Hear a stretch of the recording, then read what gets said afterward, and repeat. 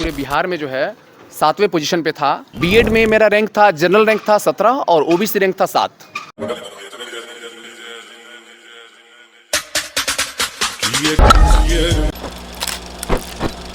जय हिंद दोस्तों, आज हम मिलाएंगे ऐसे शख्सियत से जो एक धीरज क्षेत्र से निकलकर कौन से मुकाम हासिल कर चुके हैं और उनसे जानने का प्रयास करेंगे और ये भी जानने का प्रयास करेंगे कि परिस्थितियाँ मायने नहीं रखती है। अगर आपके पास हुनर होना चाहिए कोई भी काम करने के लिए, तो आइए मिलाते हैं हम अपने भैया से और जानते हैं उनके जर्नी के बारे में। भैया, हमारे चैनल पे आपका स्वागत है। बहुत बहुत धन्यवाद सुनील।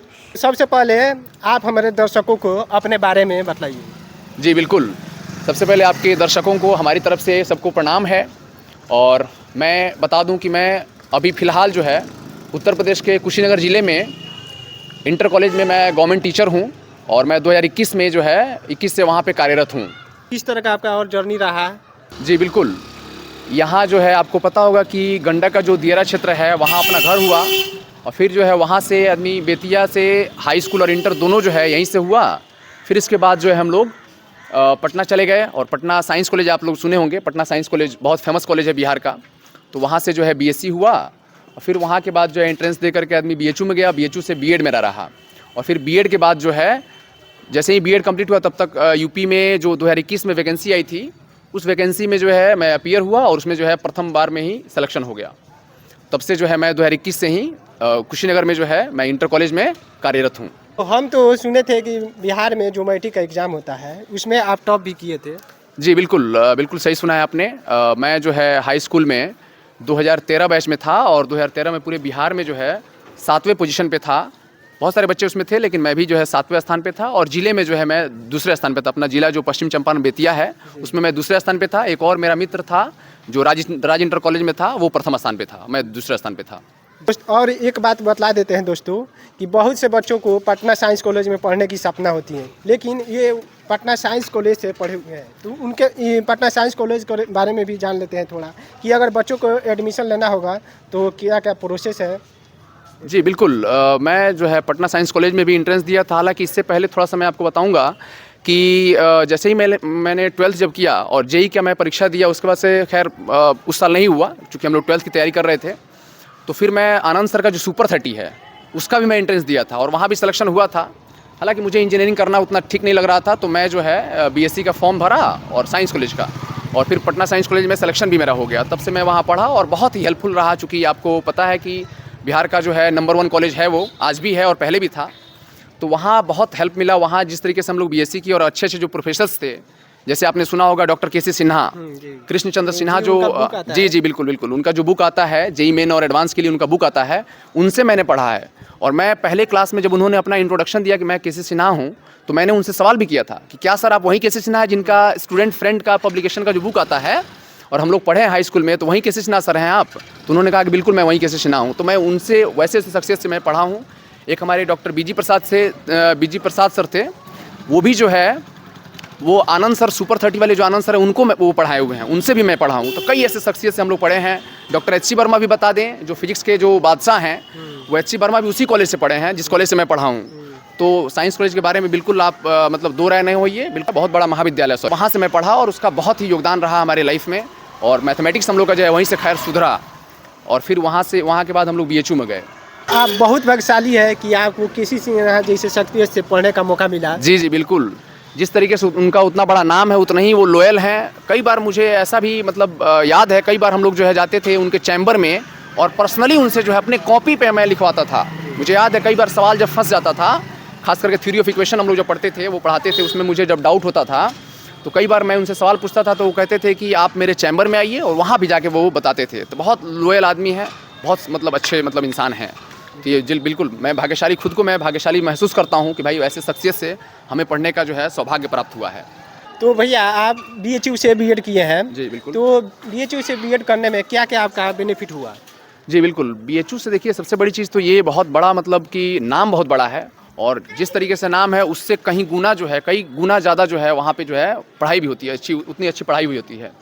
हम लोग जब यहाँ से बीएससी करके जब गए वहाँ बीएचयू में, और फिर वहाँ जिस तरीके से प्रोफेसर्स ने पढ़ाया, बीएड जिस तरीके से पढ़ाया, तो अभी आप मान के चलिए कि आपको तो पता ही है कि अभी भारत में अभी जो है तीसरे नंबर पे है बीएचयू, बनारस हिंदू यूनिवर्सिटी जो है वो तीसरे नंबर पे है यूनिवर्सिटी के मामले में।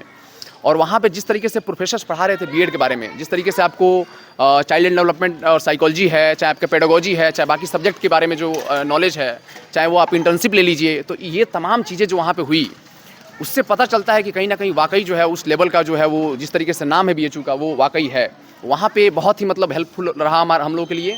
और ऐसे ऐसे प्रोफेसर्स वहाँ पढ़ाए जो अमेरिका इंटर्नशिप करने जाते थे, अमेरिका ट्रेनिंग करने जाते थे, अमेरिका के बड़े बड़े यूनिवर्सिटीज़ में जो है बुलाया जाता था उनको जो है वहाँ पे इंटरव्यू देने के लिए, वहाँ पे जो है उनको जो है कुछ बताने के लिए। तो ये बिल्कुल वहाँ पे बहुत सराहनीय है और बहुत ही हेल्पफुल रहा मेरे लाइफ में, क्योंकि वहाँ से जो है हम लोग जो है काफ़ी मतलब निखरे, और उसके बाद जो हम लोग पहली वैकेंसी में जब निकले तो वहाँ से जो हमारा सिलेक्शन हो जाता है जी। और ये भी आपको मैं बता दूं कि वहाँ हम लोग के बैच में जो है बीएड में मुश्किल से हमें लग रहा है कि 80-90 बच्चे थे, जिसमें से कई लोग तो बीएड कंप्लीट भी नहीं कर पाए, कई लोग पहले ही किसी जॉब में निकल गए, नौकरी हो गई।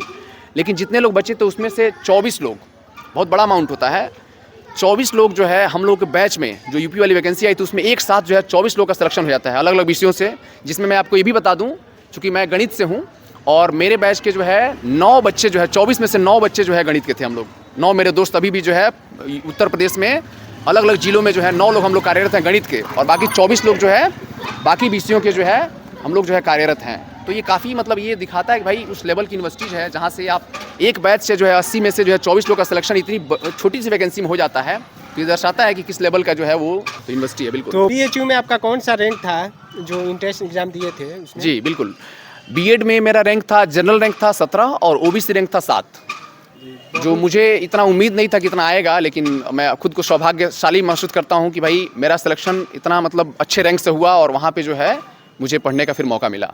बीएचयू का इंट्रेंस एग्जाम निकालना ही बहुत बड़ी बात होती है, और उसमें भी आप 7वीं रैंक लाए हैं। ये हम लोगों के लिए भी और आपके लिए भी बहुत ज़्यादा प्राउड मोमेंट है। बिल्कुल, वाकई जो है उतना अच्छा रैंक लाना जो है, मैं कह तो रहा हूँ मुझे उतना उम्मीद नहीं था, लेकिन जिस तरीके से रिजल्ट जब आया तो मैं पेपर देने के बाद मुझे लगा कि खुद की बहुत मतलब मेरा पेपर अच्छा नहीं हुआ है, लेकिन पता लगा कि वाकई क्वेश्चन बहुत टफ था और जिसके वजह से जो है उतना अच्छा रैंक आ पाया, क्योंकि मुझे खुद इतना अच्छा रैंक आ पाएगा।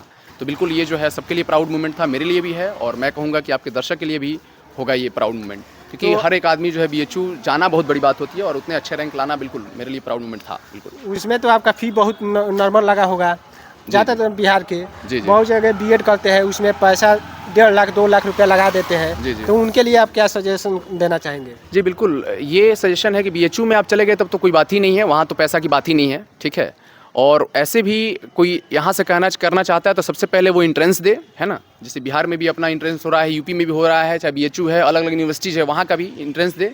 और यदि बच्चों में काबिलियत है तो पैसे की चिंता बिल्कुल ना करें। जैसे आप कह रहे हैं यहाँ की बहुत ज़्यादा फ़ी लगता है, मुझे ज़्यादा आइडिया नहीं है इसके बारे में कितना फ़ी लगता है कहाँ, लेकिन हाँ ये है कि आप में यदि टैलेंट है तो आप जो है इंट्रेंस के माध्यम से आप बड़े बड़े यूनिवर्सिटीज़ में जा सकते हैं, जहाँ पे आपको जो है बहुत ही कम कॉस्ट में जो है आपको वहाँ पे बीएड करने का मौका मिल जाएगा।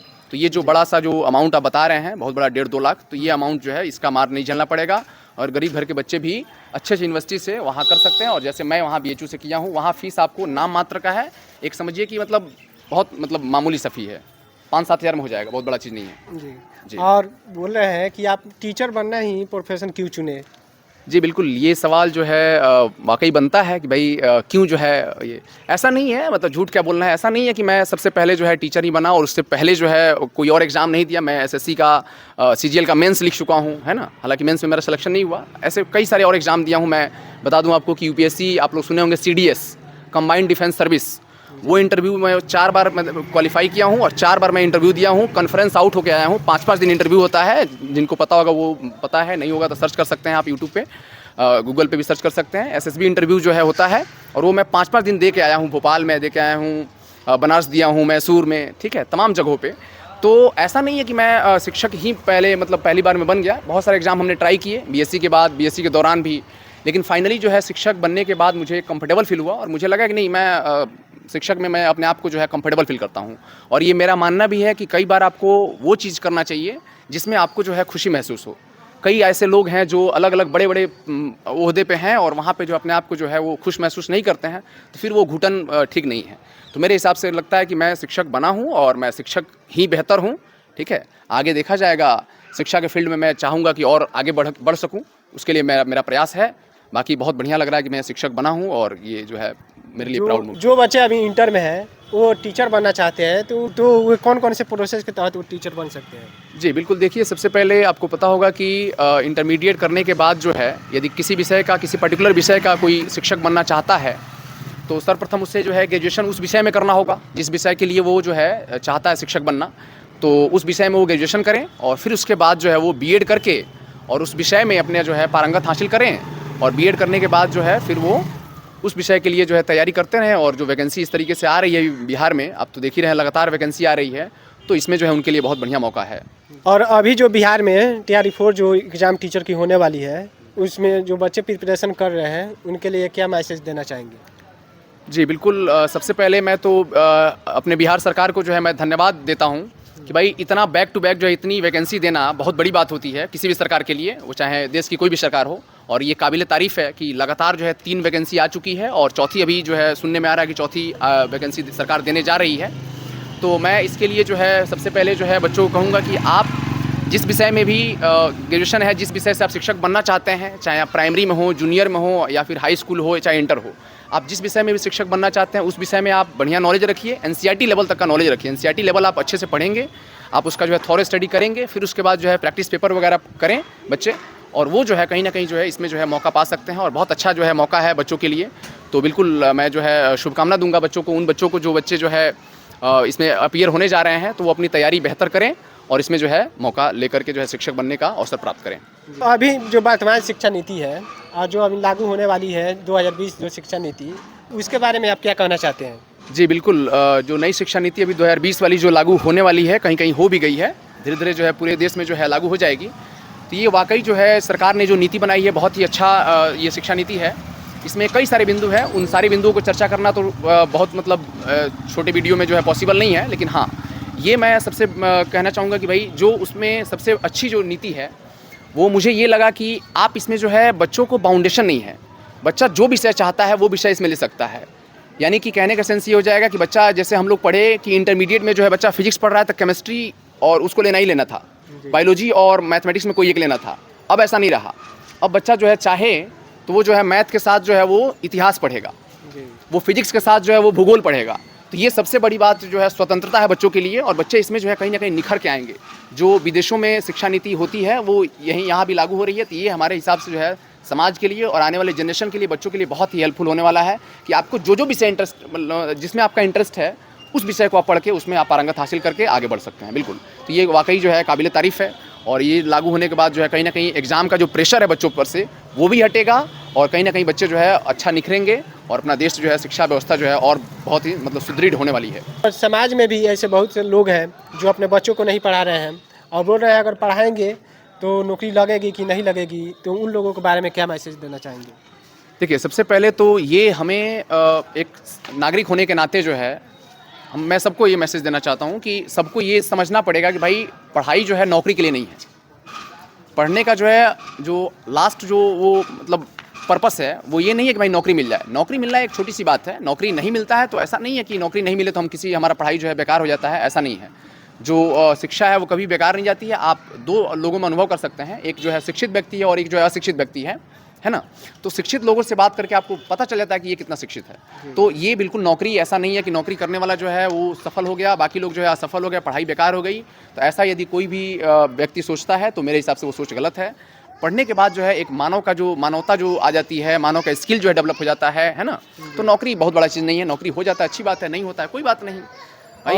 एक मैं आपके एक कोटेशन एक यूज करूँगा, डॉक्टर विकास देवकीर्ति सर करते रहते हैं, मैं उनको बहुत मतलब उनका बहुत बड़ा फॉलोअर हूँ।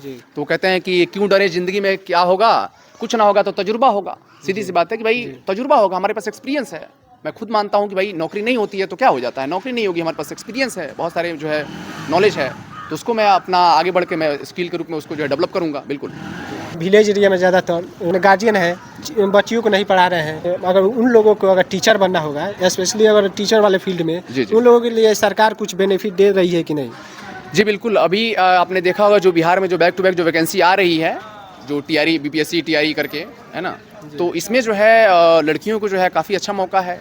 इसमें जो है नीचे जो प्राइमरी और जूनियर सेक्शन में जो है 50% का आरक्षण है। जितनी भी सीटें सरकार दे रही है उसमें 50% महिलाओं के लिए आरक्षित किया गया है। और बाकी जो हाई स्कूल में और जो इंटर में वहाँ जो है 35% वहाँ भी आरक्षण मिल रहा है। तो कहीं ना कहीं ये बहुत बढ़िया मौका है। तो महिलाएं कहीं भी किसी मामले में पीछे नहीं हैं। लेकिन ऐसी सोच यदि गार्जियन रखेंगे तो फिर दिक्कत है। तो मेरे हिसाब से जो है गार्जियन को ऐसा नहीं सोचना चाहिए। जो भी महिलाएं, जो भी लड़कियां जो आगे आना चाहती हैं उनके लिए बहुत बड़ा मौका है। और वो किसी भी मामले में, किसी भी फील्ड में अब पीछे नहीं रह गई हैं। तो वो आज भी आगे हैं। और जो पढ़ने वाली महिलाएं हैं वो काफ़ी अच्छा कर रही हैं, काफ़ी बेहतर कर रही हैं। तो मेरा मैसेज यही है कि सब महिलाएं जो है, हर लड़कियां पढ़ें और पढ़ करके आगे बढ़ें। नौकरी होना नहीं होना बहुत बड़ी बात नहीं है। आप नौकरी नहीं भी होता उसके बाद भी आप शिक्षित रहेंगे तो आप बहुत आगे जो है कर सकते हैं। बहुत सारा आप में स्किल, हर व्यक्ति में एक शब्द होता है इंडिविजुअल डिफरेंस। तो हर व्यक्ति का जो इंडिविजुअल डिफरेंस है वो अलग अलग होता है। तो इस मामले में जो है मैं कहूँगा कि हर किसी में कोई ना कोई स्किल है। वो नौकरी लगना नहीं लगना कोई बात नहीं है। तो ऐसा जो है करेंगे तो बहुत आगे बढ़ सकते हैं। हर कोई बढ़ सकता है, बिल्कुल। और अभी जो समाज में सोशल मीडिया का अट्रैक्शन बहुत ज़्यादा बढ़ गया है। जैसे इंस्टाग्राम पे, फेसबुक, यूट्यूब पे जो शॉर्ट वीडियो है लगातार लोग देख रहे हैं।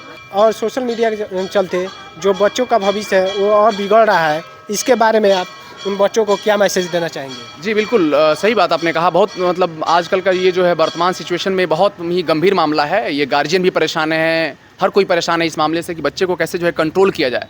बच्चे जो है कहीं ना कहीं सोशल मीडिया पे बहुत ज़्यादा समय व्यतीत कर रहे हैं। और ये जो है कहीं ना कहीं काफ़ी नुकसानदायक है हमारे समाज के लिए, आने वाले जनरेशन के लिए, इस युवा पीढ़ी के लिए। क्योंकि हर कोई कहता है कि भाई जो युवा पीढ़ी पे ही जो है इस देश का जो है भार है। युवा पीढ़ी जिस दिशा में जाएगी उस दिशा में जो है देश बढ़ता है। तो कहीं ना कहीं ये हमारे लिए जो है, समाज के लिए जो है काफ़ी मतलब नुकसानदायक होने वाला है। जो जिस तरीके से आजकल सोशल मीडिया पे बच्चे जो हैं एक्टिव हैं, बहुत ज़्यादा एक्टिव हैं। एक्टिव होना बुरी बात नहीं है। आप फेसबुक अकाउंट रखें, आप व्हाट्सएप यूज़ करें, इंस्टा यूज़ करें, लेकिन लिमिटेड यूज़ करें।